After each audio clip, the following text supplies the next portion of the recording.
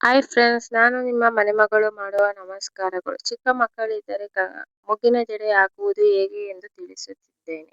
ಮುಗಿನ ಜಡೆಯನ್ನು ಹಾಕಲು ಅರ್ಧ ಕೆಜಿ ಹೂವನ್ನು ತೆಗೆದುಕೊಂಡು ಬಂದು ನೀರಿನ ಒಳಗೆ ಹಾಕಬೇಕು, ಏಕೆಂದರೆ ಮುಗ್ಗು ಅಳ್ಳುವುದಿಲ್ಲ.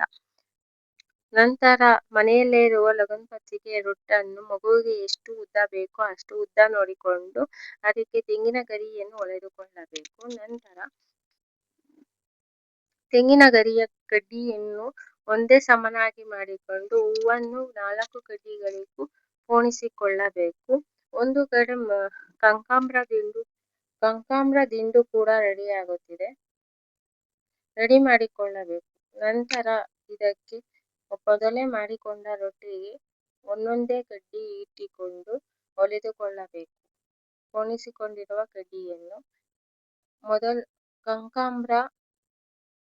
ಕನಕಾಂಬರ ಹೂವು, ಗುಲಾಬಿ ಪತ್ರೆ ಮೂರನ್ನು ಒಂದೇ ಇದಾಗಿ ಮಾಡಿಕೊಂಡು ಮಧ್ಯ ಗ್ಯಾಪ್ ಇರುವುದನ್ನು ಫಿಲ್ ಮಾಡಿಕೊಳ್ಳಬೇಕು.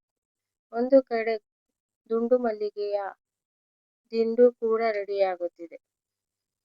ಫೈನಲ್ ಲುಕ್ ಪ್ಲೀಸ್ ಕಾಯಿರಿ ನೋಡಿ. ಫೈನಲ್ ಲುಕ್ ತುಂಬಾ ಚೆನ್ನಾಗಿ ಬಂದಿದೆ. ನಿಮ್ಮ ಮಕ್ಕಳಿಗೂ ಕೂಡ ಟ್ರೈ ಮಾಡಿ ನೋಡಿ.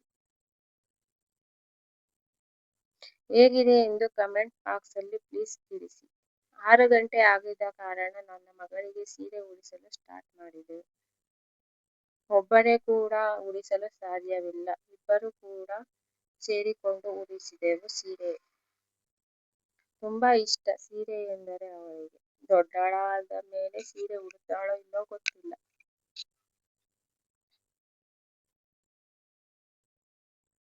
ಯಾರಾದರೂ ಫಸ್ಟ್ ಟೈಮ್ ನನ್ನ ಚಾನಲ್ ನೋಡುತ್ತಿದ್ದರೆ ಪ್ಲೀಸ್ ಸಬ್ಸ್ಕ್ರೈಬ್ ಮಾಡಿ, ಸಪೋರ್ಟ್ ಮಾಡಿ ಪ್ಲೀಸ್.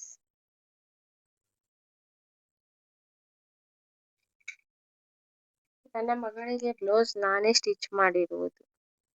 ಇನ್ನ 3 ವರ್ಷ ಬೇಕಾದರೂ ಇಕ್ಕಬಹುದು.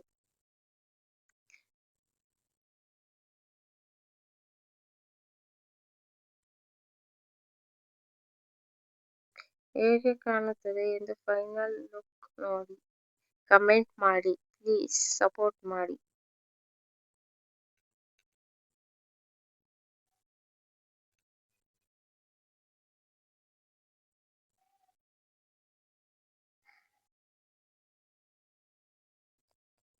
ಫೈನಲ್ ಲುಕ್ ತುಂಬಾ ಚೆನ್ನಾಗಿ ಬಂದಿದೆ, ಟ್ರೈ ಮಾಡಿ ನೋಡಿ. ಫೋಟೋಗ್ರಾಫರ್ಗೂ ತೆಗಿಯಕ್ಕೆ ಮತ್ತೆ ಅಮ್ಮನೇ ತಗತೈತೆ ಅದಲ್ಲಿ ಹೌದವಾ.